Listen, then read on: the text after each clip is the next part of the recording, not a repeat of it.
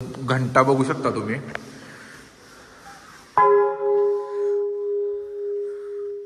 पण तुम्हाला एक हे सांगतो, या घंटेमागचं इतिहास सांगतो.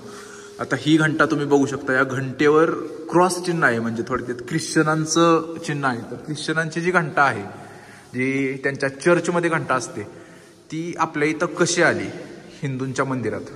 तुम्ही बघितलं या घंटेवर क्रॉसचं चिन्ह आहे. ख्रिश्चनांची जी चर्चमधली घंटा आहे ती आपल्या हिंदूंच्या मंदिरात कशी आली. अशी घंटा वेगवेगळ्या मंदिरात घंटा आहे.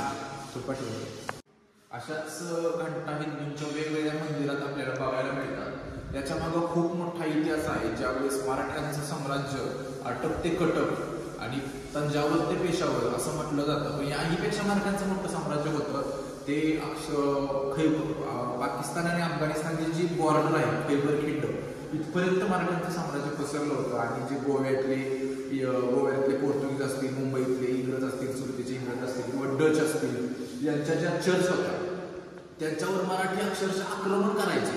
तिथले जे पाद्री होते, जे फादर होते, त्यांना त्यांची मुंडकी मारायची. आणि त्या ज्या चर्चमधल्या घंटा होत्या त्या आपले मराठी आणायचे आणि आपल्या हिंदूंच्या मंदिरात लावायचे. त्यामुळं यापूर्वी या घंटा अशा प्रकारे आपल्या हिंदूंच्या मंदिरात आल्या.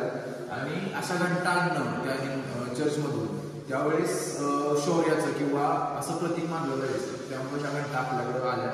त्याच्यामुळे हा इतिहास आहे. ज्यावेळेस मराठ्यांचं साम्राज्य होतं, मग आपले बाजीराव पेशव्यांचे जे बंधू असतील, चिमाजी अप्पा वगैरे, त्यांच्या काळात मुख्यतः अशा घंटा हिंदूंच्या मंदिरात आल्या. हा घंटांचा असा इतिहास आहे. अशीच एक घंटा आपल्याला इथं मिरुलिंगच्या मंदिरात सुद्धा बघायला मिळाली.